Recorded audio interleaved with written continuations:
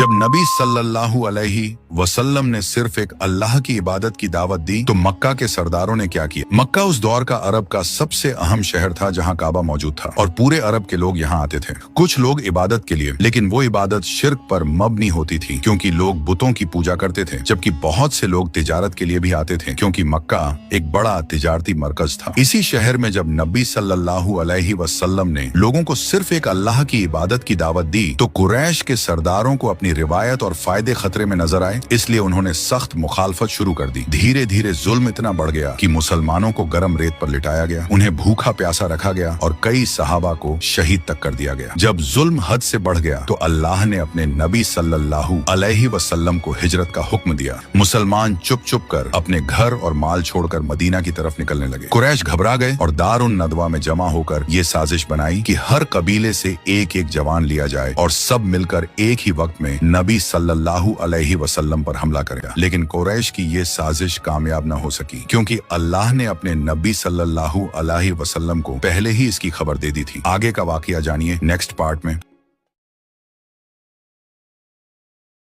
रेगिस्तान की तपती रेतों में ऊंचे पहाड़ों के बीच बसा मक्का एक ऐसा शहर था जो काबा के साए तले महकता रहता था, जहां हर सुबह और शाम दूर दराज से आने वाले तिजारती काफिले की हलचल सुनाई देती थी। इसी शहर में कुरैश के एक अमीर और दौलतमंद ताजिर खुवैलिद रहते थे, जिनकी बीवी फातिमा अपने खानदान की शराफत और वकार के लिए मशहूर थी। अल्लाह ने उनके घर को एक बेटी की नेमत से नवाजा। उसकी आमद मुकर्रर वक्त से पहले हुई थी। खुवैलिद ने उसे अपने हाथों में उठाकर उसकी नन्ही आंखों में देखा और मुस्कुराते हुए कहा, इसका नाम खदीजा होगा, जिसका मतलब है जो तय वक्त से पहले आ जाए। हजरत खदीजा रजी अल्लाहु अन्हा मक्का की मशहूर तिजारती जिंदगी के बीचों बीच एक शरीफ खानदान में परवरिश पाई। उनके वालिद अमीन बड़े बड़े काफिले तरतीब देते और दूर दराज इलाकों में माले तिजारत भेजते थे। हजरत खदीजा रजी अल्लाहु अन्हा ने अपने बचपन से ही इस तमाम हलचल और गहमा घमी का तजुर्बा हासिल किया। मक्का की तपती रेतों में वक्त गुजरता रहा और इस अमीर खानदान की बेटी हजरत खदीजा रजी अल्लाहु अन्हा जवानी की दहलीज पर कदम रख चुकी थी और उनकी खासियत सिर्फ कुरैश के खानदान से नहीं बल्कि उनकी रूह की पाकीज़गी और नेक दिली थी, एक ऐसा नूर जो उस दौर की अंधेरों को छू तक नहीं पाई थी।